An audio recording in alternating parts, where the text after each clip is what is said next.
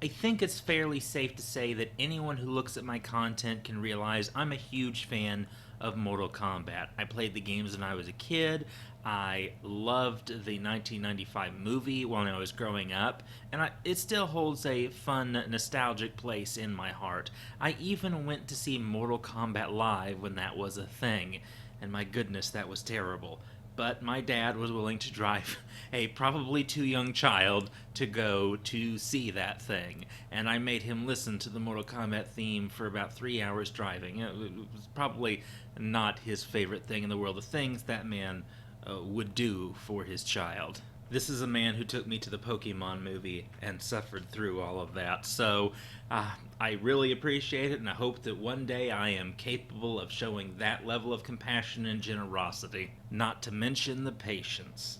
So I'm already coming at this movie from the perspective of someone who loves the lore, who has played a lot of the games, and that means there's both a lot of excitement that comes with that and a lot of baggage.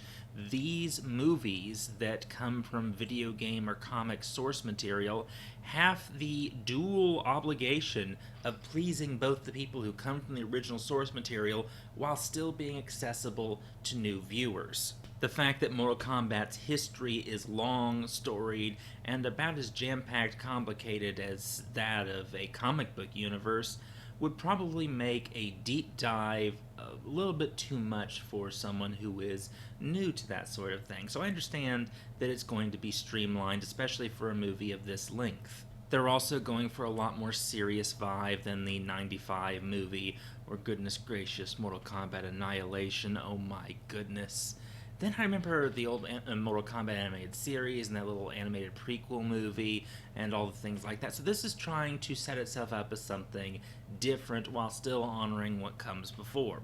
And while I try and keep its appeal to new to audience members in mind, I can't help but say I'm coming at this more as a Mortal Kombat fan than as someone who would go, well, I'm just looking to enjoy a movie. I don't care if it's related to the game or not. I want a good movie and a good representation of the game. I want both. And this is hard to deliver for adaptations. Some adaptations are good movies, but not a good representation of what they're adapting. Others are great at representing what they adapt, but it did not translate well to screen at all. So in this review, I'm going to try and come at it from both angles, but recognize that I'm coming at it as a fan first. Anyway, I think it's probably alright to start with an overall view of it and then go from there. I enjoyed the movie more than I thought I was going to. I thought it was alright, even a lot of fun, but there were several things that made it not work for me, at least not as well as it could have, and most of those things are issues with it as a story and as a movie, not with it being an adaptation of Mortal Kombat the game. So the one thing I was worried about, it not being a faithful adaptation, it largely averted. And yes, there were some changes. Many of those changes were sometimes for the better. They made characters more interesting or more complicated. Except for the Outworlders, they got totally screwed. But we'll get to that. We'll get to that. This review is going to involve summary and spoilers, so if you're looking to avoid that sort of thing, you're not going to get that here. So dive out right now. You've heard the basis. Hey, I enjoyed it. It could have been better. Moving on. As always, go see it for yourself. Find out if you agree with me. Find out what you like about it. Or don't like about it, as the case may be. I'm going to be looking at this movie in a narrative critique, but also critiquing its visuals.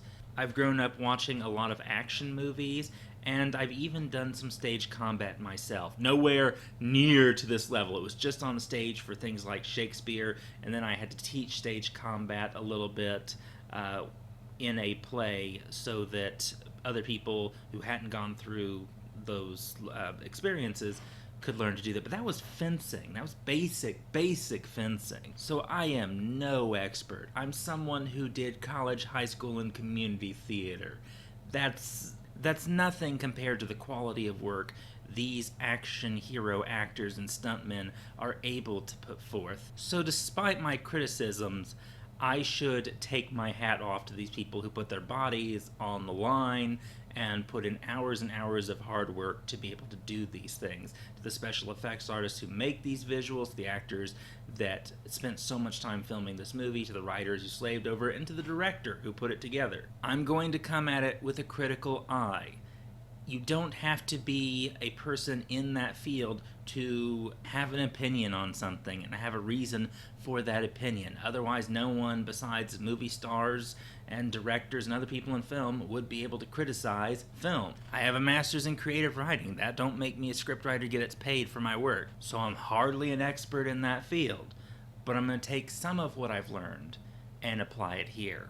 So with the salute to these people and the acknowledgement of respect, I am also going to criticize some of their work. At least some of the time. In other cases, I'm going to be singing their praises. This story is effectively a prequel to the Mortal Kombat tournament. We don't actually have the tournament yet, we're getting ready for it.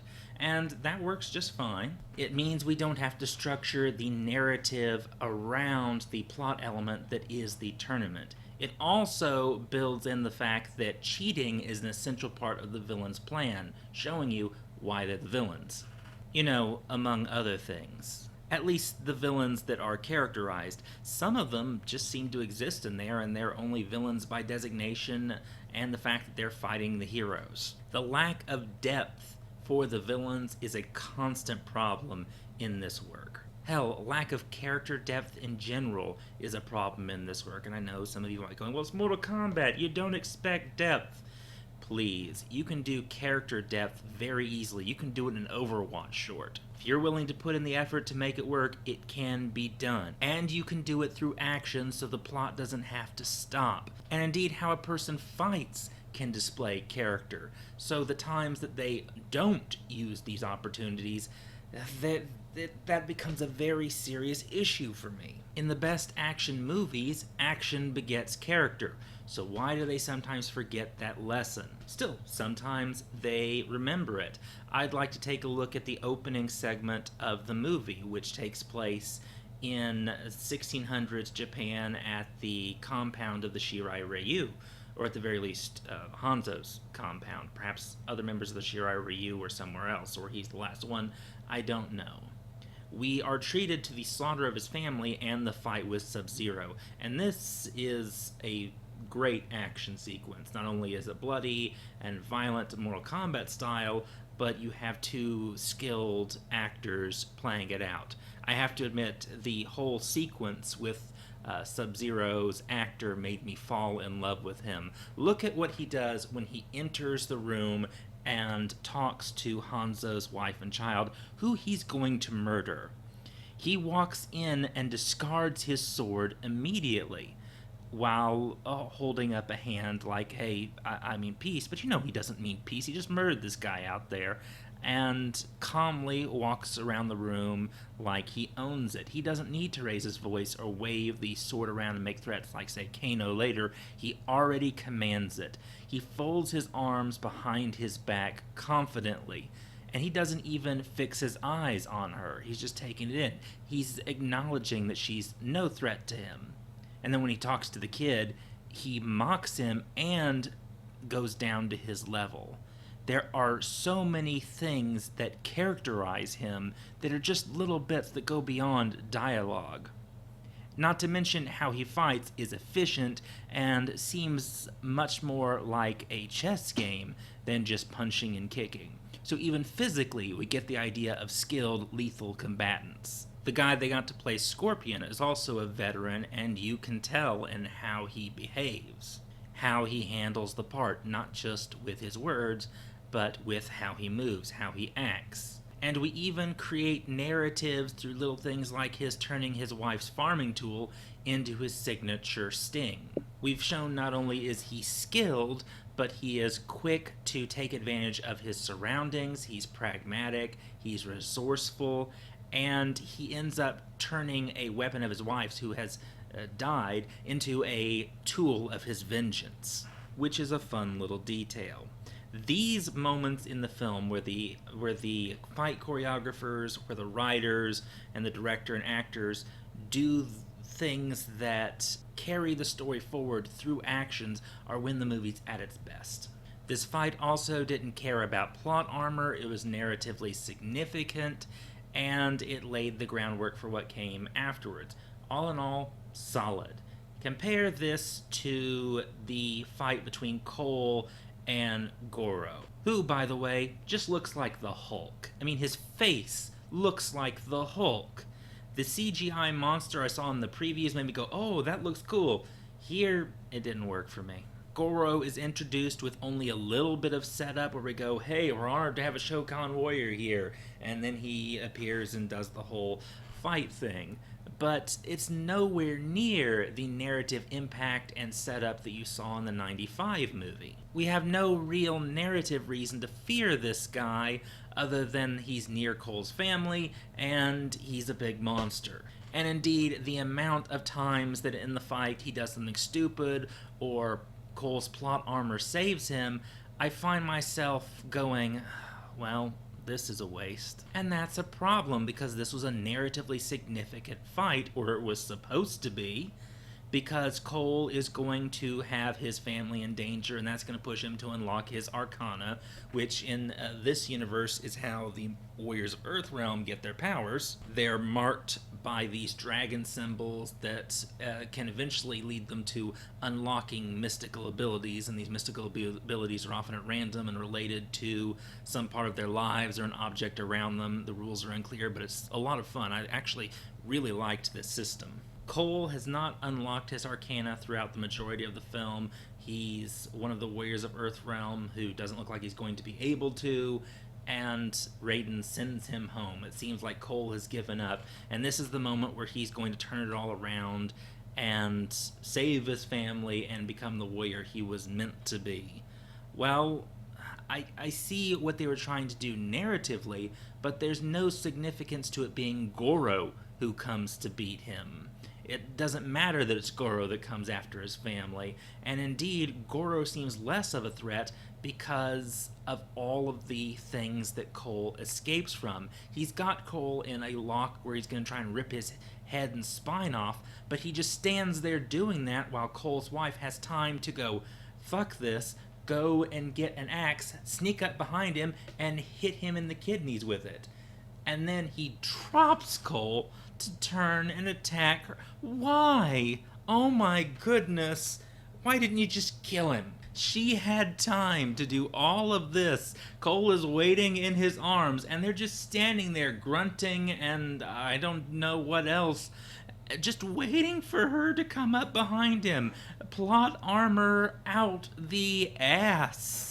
Goro doesn't seem to manage to do much of anything in this movie, and this is supposed to be the Mortal Kombat champion. A prince of his people, a dangerous beast. He can't even seem to kill Cole when he hasn't unlocked his Arcana. And by the way, Cole's Arcana seems to follow some very strange rules. It at first kind of looks like a kinetic energy absorption armor that reminds me a bit of the Black Panther suit, but that kinetic energy thing goes away largely after this fight. And the Tonfas, well, it gave him weapons, I guess. But I don't see how much of this really related to his character. Why Tonfas? About the only thing I can say relates to his character at all is the armor takes damage and then he can dish it back out, which might narratively fit with the fight at the beginning where we show he's a scrappy guy who keeps taking it, and that's a sign of how scrappy and hardworking and how much of an underdog he is. So there may be some loose connection there, but nothing is really made of it. And his daughter figures it out before he does. Goro acts like a beast and does dumbass things, and he's killed like one. In what has to be one of the most boring fatalities of the movie. Yeah, his innards spill out a little bit, but his body falls and covers them. His face gets stabbed in, but that's hardly novel for this movie. This was supposed to be a narratively significant moment. It played with all of the worst tropes of a monster versus smaller combatant fight scene. It reduced a major moment in Cole's life to just another fight. And honestly, Cole in this movie has to be the worst thing about it. I like the actor they got for him, but he was tragically miscast and miswritten. Cole is a descendant of Hanzo Hasashi and created nominally for this movie. I believe he was mandated by the studio when the writers just had to make do. He's the one we always explain things to. He's the key to unlocking Hasashi. He's the one who has the narrative stakes of his family being put in danger not once, not twice, but 3 times. And it is Cole who goes through the steps of the heroic journey without doing anything meaningful with them. He seems to become the leader of the Earthrealm warriors in the scene when they're in that void by giving one of the worst and most skeletal "we can do it" speeches out there. And everyone just follows his plan.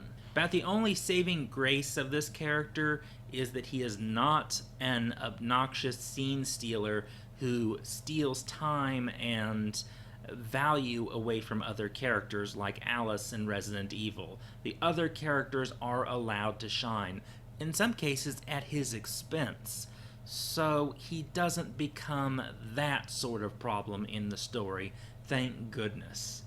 But he's boring, and his role could have been filled by so many other characters in that work. Virtually every narrative beat that he was involved in, he could have been replaced by someone else more effectively. About the only thing I can say in his favor is he's a good fighter. I mean, the fight scenes with him are alright, but my gosh, the writing of his character is so bland. And I do blame the writers for that one. If you know anything about me, you know that's the first place I tend to assign blame, is I blame the writers. Then I tend to go to the directors and the producers, because they're the ones who control a lot of the creative process, and most of the end result we get tends to, in some way, relate to their endeavors. Having seen what a lot of the tech work can do, what actors can do under proper direction or with good writing, and what stuntmen can pull off, I tend to assign blame for mishaps at the creative top. And the writing for Cole is just absolutely terrible. He seems to be a fusion of all sorts of action hero tropes that just don't work in the way they're used. Now, tropes aren't bad. I think you can take the most offensive cliche thing and, depending on your execution, make it good. I wholeheartedly believe that any writer can make any trope work with the proper execution. This did not make it work. And oh my gosh, are the parts glaring. The artifice in the story is visible, rusty, and clunky. We set up Cole as this fighter who was once upon a time good, but has let himself go to seed. He now just gets beaten for cheap money and thrills by other fighters because he's nowhere in the shape to compete with them, and he's just someone others chew up in the ring. But he is strong and determined, and he can take a beating and come back from it. Okay, we're pulling from Rocky quite a bit there. Scrappy underdog, he's no longer in his prime, and his main strength seems to be being able to take a beating. And the narrative stops to let us know, oh, you could have won through Jax, because they have to let us know our hero is not a total wastrel. Do we spend much time going into why he let himself go, or showing how he builds himself back up? Nope. It's not really an important part of his narrative at all. It's just there so we can have him in a low place to come up from, that he eventually rises up in that fight from Goro. Is there any other narrative element of it other than his family being in danger? Nope. Apparently he can just do it there, even though he's let himself go to seed for a while. What parts of his life led to these character flaws that led to a decline in his career? Was it just his age? What happened to him? Don't know. It's pretty much glossed over. He's also told, you can't do it, you can't do it, you can't do it, all through the story. And do you know what happens when he's told that? Well, eventually he just goes, yeah, I can't do it, see ya. So he checks out of the story and goes home. Now, there is often a part of the hero's journey that appears in storytelling where the hero goes, no, not for me, I'm not doing this. This is called the refusal of the call. And this happens oftentimes in the early parts of the story. Then circumstances will force the hero to act. Well, he's forced into action early the first time his family is put in danger. And he actually goes to the temple and makes it into the middle of the movie before he checks out. so late in the game, it leaves us very little time to narratively get him back in the story, establish firm reasons why, and make him a significant part of the crew later. There's a reason that the refusal of the call is dealt with so early in the film, not so late. It also doesn't fit with his established character trait of being scrappy and never giving up. He does give up, more than halfway through the film. And the only reason he is rewarded, well, his family is in danger. He displayed no other character trait than the one he did at the beginning. He didn't grow, he just became, and then fulfilled this new role because his family was in danger in that moment, and he got powers and beat Goro, and suddenly, all right, I'm the man. Anyone who's ever studied how to write a superhero story should know that that is terrible. A character doesn't just become a hero because of their powers. That's not the end of their journey. There's so much character building that should have gone into it, so much that we could have done with this narrative. Oh my goodness, no. He gets powers, and now he's amazing enough to fight on the level with his allies, and apparently he's also not in the I can't do it anymore. He's rejuvenated and manages to fix his life up and go see Johnny Cage by the end of the movie. How does suddenly unlocking your Arcana fix all your personal issues? There should be more to it than that. Going Super Saiyan shouldn't be the end. And if the Super Saiyan moment is supposed to be significant on some level to his character growth, you should tie it into some sort of narrative change for him, of character change. Instead of just going, my family's in danger, I must use my powers to save them. Well, they're in danger earlier, and they're going to be in danger later. What changed about Cole personally? Nothing. Even Captain Marvel's writers understood that the power-up moment should be narratively significant, and that movie has a lot of problems. A lot of problems. But they still tie it into the central lesson of the film, even if the rest of the film is really a bit of a mess with that message. I understood what the her standing up moments in her mind were supposed to be, even if they weren't well executed. This didn't even go that far. He goes through the steps of the hero's journey without doing anything significant in relation to them, and it just doesn't work. In contrast to Cole, you have characters that were served very well in this movie. Kano is the standout character in it for me, and I was surprised by that because Kano is not one of my favorites from the game, and I've largely considered him kind of like a side villain, but he was my favorite part of this film.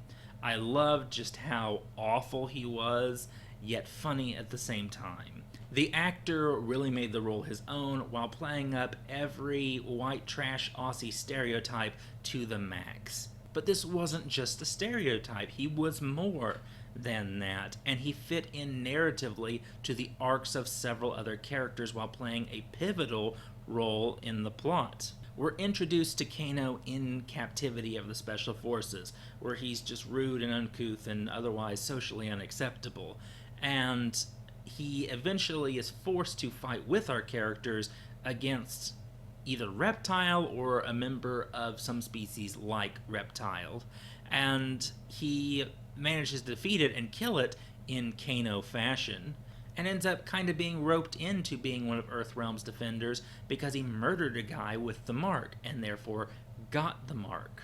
So he kind of has become Destiny's bitch through his own actions, while continuing to be an awful human being on virtually every level. He's a thug who would indeed do all the things that he's accused of doing, yet he is also someone who has to work with do-gooders for a while to unlock powers that he finds amazing and fun, and it's his own sense of pride and inner rage that unlocks his powers, noting that as a central part of his character. So his very nature becomes part of why he unlocks his powers, and his greed is what eventually leads to him turning to the path of evil. While Kano's betrayal of Sonya is a part of his backstory in the Mortal Kombat games, we never actually get to see it. Here, he's on the outs of the Black Dragon. He was once its leader, but now he's not. We get told that through exposition, but fairly quick exposition, so it doesn't feel so slow. And he does team up with the good guys. He does work with them, but it's narratively clear why he would betray them. So his character arc makes sense, and his betrayal makes sense. We can also see why it would be narratively and personally significant for Sonya to be the one to take him down because of their animosity with each other.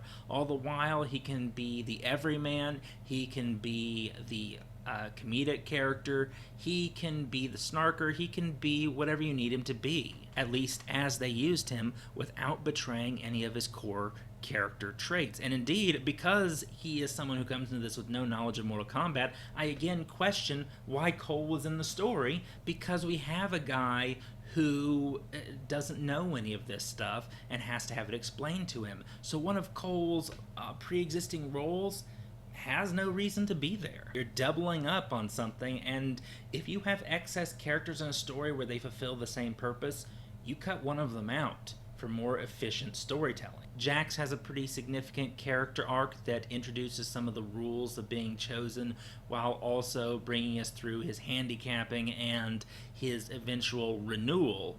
He's got that moment where you find out what's most important to him, and what channels his arcana is one of his soldiers being in danger.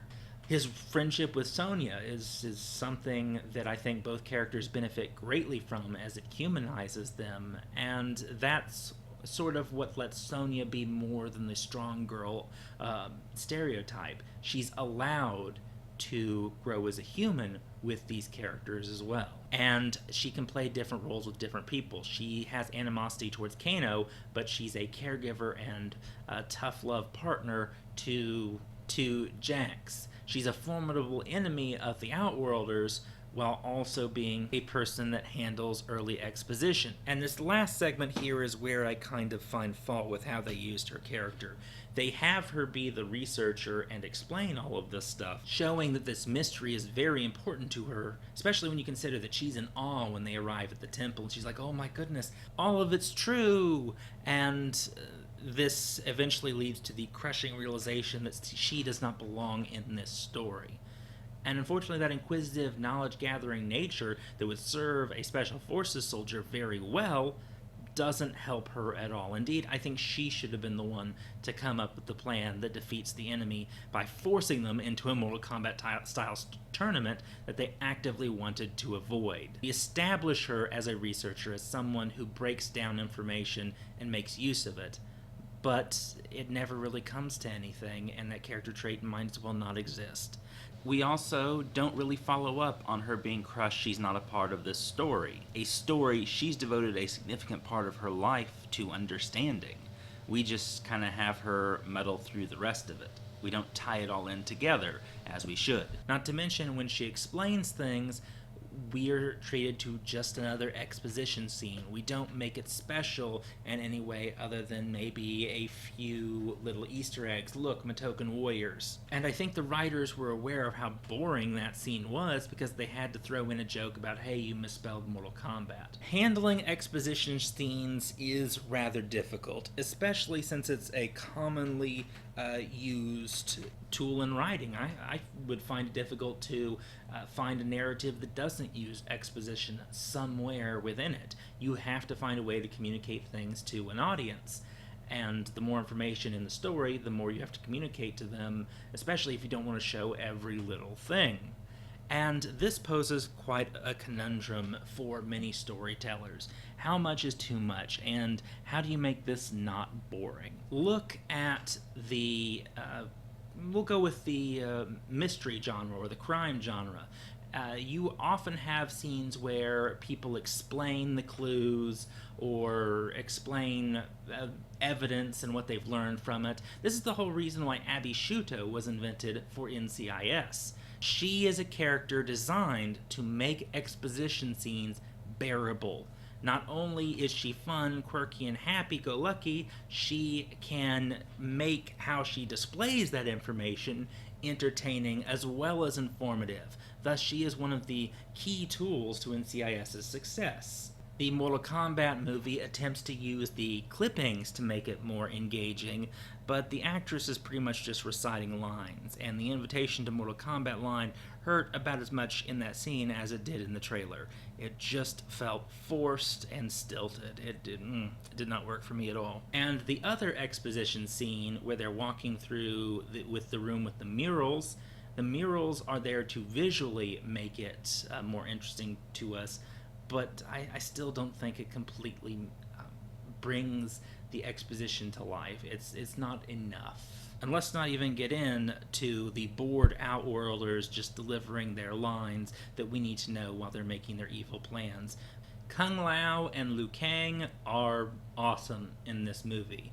I actually enjoyed how much they differentiated the roles between these two characters and made their bond so clear.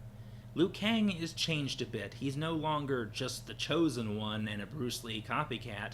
He's a street urchin who was peddled like a slave at some points, and eventually he was rescued by the Shaolin monks and brought in by them, and he became the warrior we recognize today. We also know that he's no pacifist monk because of the story he tells of finding a man who sold children like himself and killing that man so that he got his mark. In this story, he's a nobody made into somebody. Compare that to the great Kung Lao's descendant, Kung Lao, who loves to point out that he is skilled and the descendant of someone famous. This plays upon the brashness expected of his character, while also not simply repeating the relationship between the two present in Mortal Kombat 9, where Kung Lao is stuck in Liu Kang's shadow. He seems to be the destined chosen one. He's the one managing the training, and their relationship between Liu Kang and Kung Lao is clearly a close one, just by how they act, how they touch each other, how they stand, even in their scenes. I love that little moment where they're fighting Sub-Zero and Kung Lao just saves him and then pulls him back and leaves his hand on Liu Kang's shoulder. It's just like, this is my bro and I'm going to protect him, motherfucker. It's such a small thing that is as impactful as that moment in Firefly when Malcolm Reynolds just pulls Kaylee into an unscripted hug while they're discussing the loot they just got from the hospital. It's a great little thing that sells how these people react, especially in a movie where much of their interaction is in combat and most human contact physically is involved in the dealing of pain. The fact that they have contact outside of those parameters is important, and little details like that matter. Setting up Kung Lao as the most experienced character in the movie also works towards the advantage of the story when he is killed. Spoilers. Because that shows them they are all vulnerable. If the best among us can fall, what chance do the rest of us have? Giving Liu Kang a crisis of faith, but also motivation to really let loose, which he does with that fire dragon. It also allows us to demonstrate how awful a person Cabal is, make Shang Tsung dangerous, and Kung Lao is an interesting example of being a character full of youthful vigor and brashness and confidence, while also acting as a mentor. He and Liu Kang are the ones that provoke Kano into revealing his powers. He also seems to really usurp Raiden's role as a mentor of the group, and it worked for me here. Not to mention visually, he moves like his game counterpart, he fights like his game counterpart. They made him work on virtually every level. Liu Kang also worked. I want to take a moment to talk about the last two characters that really worked for me, and those were Sub-Zero and Scorpion. I would have loved to have had more time with Scorpion, but his being a tool to frame the beginning and ending and his fight scenes, they were awesome. He had clear motivations, he delivered every line except "get over here" well, and it was Scorpion. Perhaps one of my only complaints about the performance with Scorpion is the fact he kept pulling off his mask and then putting it right back on. Off, on, off, on, off, on. It was like watching the Andrew Garfield Spider-Man. Keep it on or take it off when you need to. But for goodness sake, don't take it off to breathe fire on a guy, put it back on, immediately turn right around without taking more than a few steps, take it off to talk to someone else. Just keep it off or keep it on.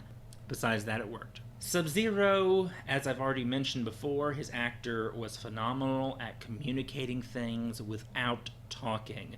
When he's losing a fight, you know by how he's moving, how he tries to protect himself while falling back.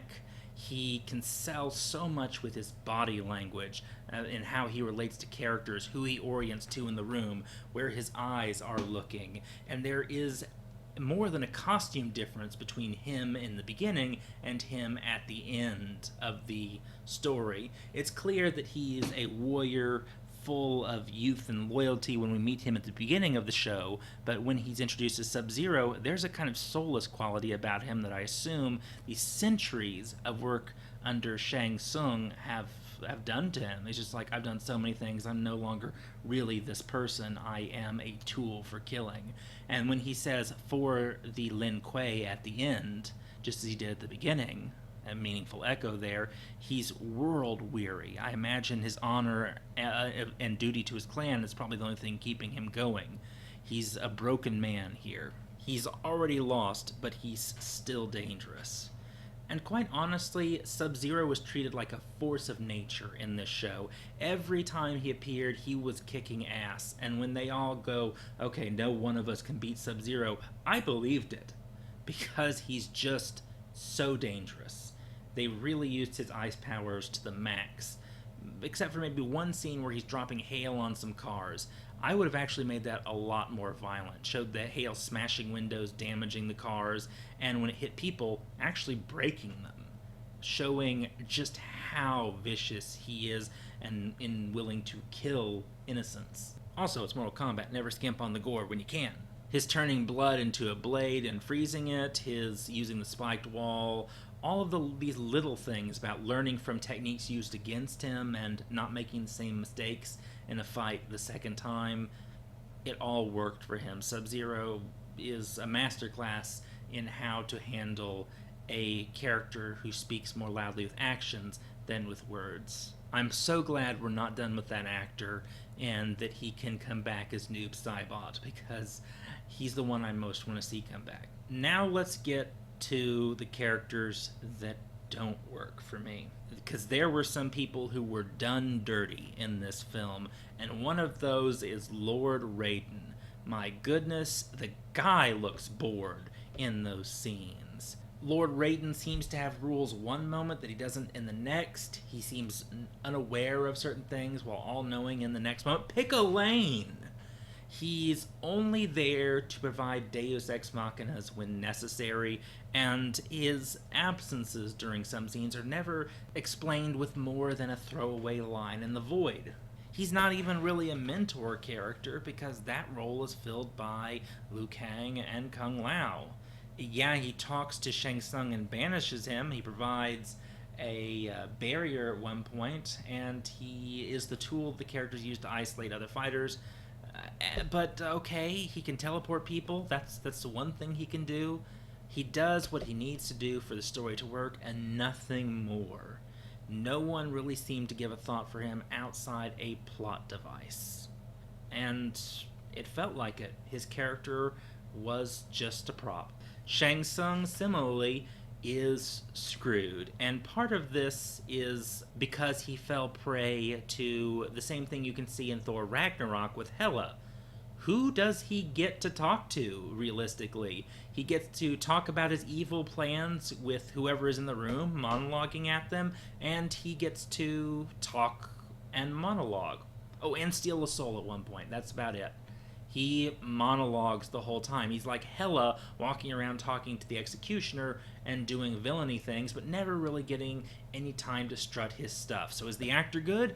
I don't know. I never got to see him do any more than drop exposition or tell evil plans.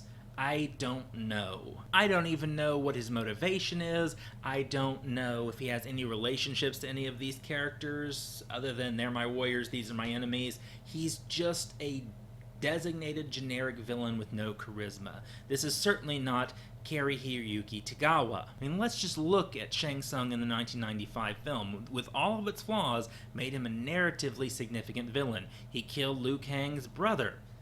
establishing this bitter rivalry. He uses characters' fears and flaws against them. He'll taunt Johnny Cage. He'll try and trigger his pride. He seems to harass and have this weird obsession with Sonya. He uses Liu Kang's self-doubt and fear against him. He hams it up in virtually every scene he is in, and he has this personal rivalry with Raiden. He has individual relations with these characters and is a three-dimensional character whose ambition is clear, whose treachery is clear, and whose smugness just makes you want to smack him and hug him. That movie is good because Tagawa was in it.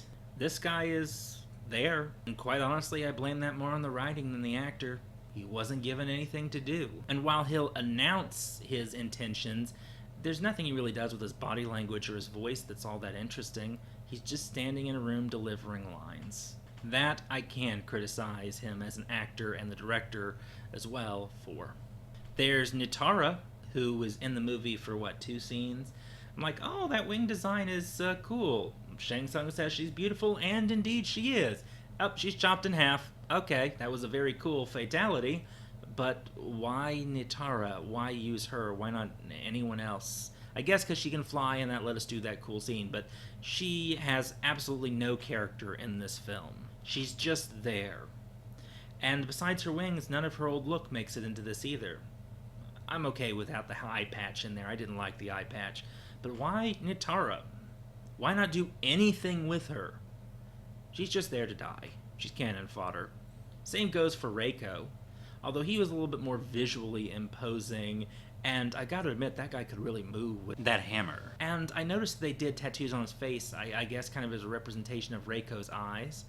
But eye tattoos, but I don't really see why they needed to be Reiko, why they couldn't do anything with his character. He's just there to die. Take a moment to characterize him. I don't even know what his power was other than strength. Now, I am okay with him using the hammer like Shao Kahn because that's a nice little nod to his character kind of becoming like Shao Kahn in, I believe it was Armageddon. So that was nice. Bonus points for putting a little bit more effort into him than Nitara. And then we get to Molina, who's really Molina in name and weapon only.